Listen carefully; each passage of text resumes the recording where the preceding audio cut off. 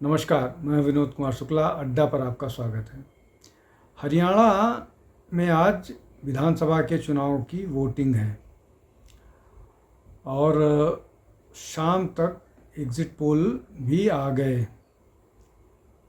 लेकिन इस बीच एक डेवलपमेंट ऐसा हुआ जो इस पूरी हरियाणा के चुनाव और एग्ज़िट पोल में दब गया और दब जाएगा।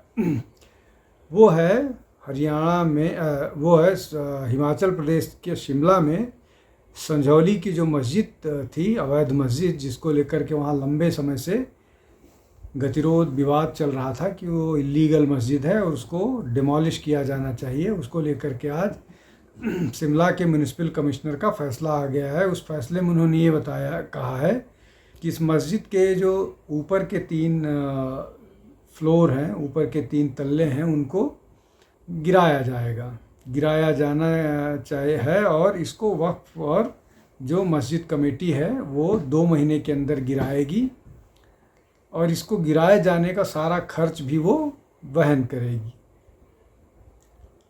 इस मामले में लंबे समय से शिमला में विवाद विरोध प्रदर्शन चल रहा था और बहुत सारे हिंदू संगठन इसको गिराए जाने की मांग कर रहे थे इसके अवैध होने के कारण, और ये भी कह रहे थे कि ये न केवल मस्जिद अवैध है बल्कि इस मस्जिद में जो लोग भीड़ लगा करके रखते हैं, जिससे न केवल वहाँ महिलाओं के लिए असुविधा पैदा करते हैं बल्कि बहुत सारे असामाजिक तत्वों का जमवाड़ा भी होने लगा था।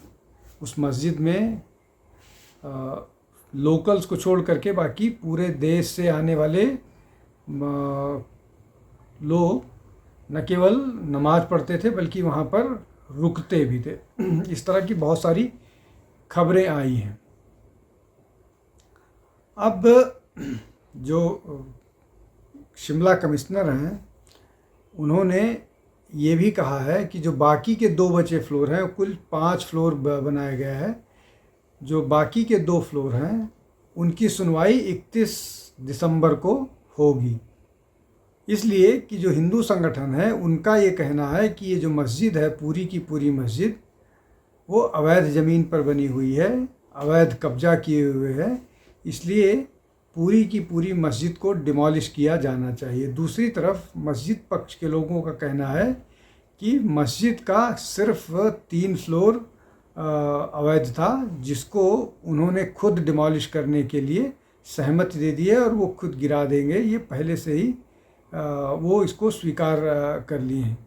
लेकिन विवाद इसी बात को लेकर के है कि पूरी की पूरी मस्जिद जो है वो अवैध ज़मीन पर बने होने का हिंदू पक्ष दावा कर रहे हैं और वो कह रहे हैं कि इसको पूरा का पूरा डिमोलिश किया जाना चाहिए। हालांकि इस मामले में लंबी लगभग 40 से ज़्यादा सुनवाई हो चुकी है, लेकिन सरकार इस पर कोई संज्ञान नहीं लेती थी, इसलिए कि इसका चुनावी प्रभाव हो सकता है। उस प्रभाव को अवॉइड करने के लिए वहाँ की सरकारें इसको टालती रही हैं और अभी भी जब हरियाणा के चुनाव चल रहे थे तब तक इस पर कोई फ़ैसला नहीं लिया गया। जम्मू कश्मीर के चुनाव चल रहे थे तब तक कोई फ़ैसला नहीं लिया गया। आज चूँकि वोटिंग का आखिरी दिन था हिमाचल प्रदेश हरियाणा के चुनाव का, तो इस पर निर्णय लेकर के इस तरह का फैसला आ गया। और हिमाचल प्रदेश की सरकार लगातार, बावजूद इसके कि ये इस पर विवाद था और ये इस पर इसकी वैधानिकता थी कि ये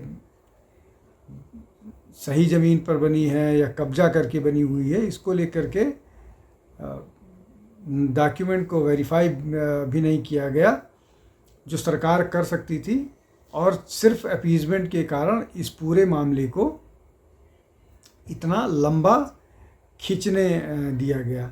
अब इस तरह के और भी बहुत सारे मामले हैं। मंडी में इस तरह का मामला है। हाँ, तो इस पर जांच एक के बाद एक हो रही है, लेकिन इस पूरे मामले को चुनावी कारणों से अब तक इसको टाल करके रखा गया था।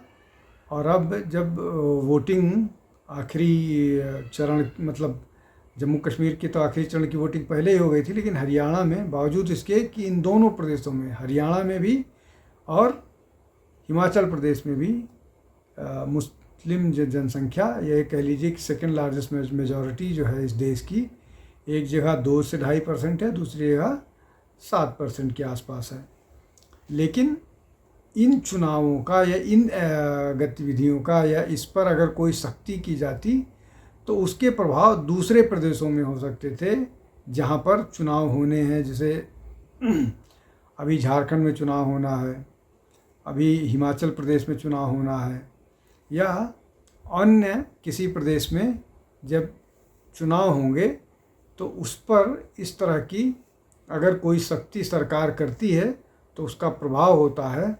और दूसरा ये कि जो इल्लीगल ज़मीन, मतलब ज़मीनों पर कब्ज़ा, ज़मीनों पर अवैध कब्ज़ा करके मस्जिद बनाने को लेकर के बहुत सारे विवादों में सरकारें इसलिए बचती हैं कि वो उस कम्युनिटी का, समुदाय का वोट नहीं गंवाना चाहती, और उस वोट ना गंवाए जाने के चक्कर में ये सारी की सारी गतिविधियों को अंजाम दिया जाता है। अब इसमें महत्वपूर्ण बात यह है कि जब ये साबित हो गया कि क्या कि ये जो 3 फ्लोर अवैध हैं और उनको डिमोलिश किया जाना चाहिए, डिमोलिश किया जाएगा, जाना चाहिए नहीं जाएगा, तो क्या उन लोगों पर जिम्मेदारी तय नहीं की जानी चाहिए जिन लोगों के रहते हुए इस तरह की गतिविधियों को अंजाम दिया गया और इस तरह का कंस्ट्रक्शन का काम हुआ?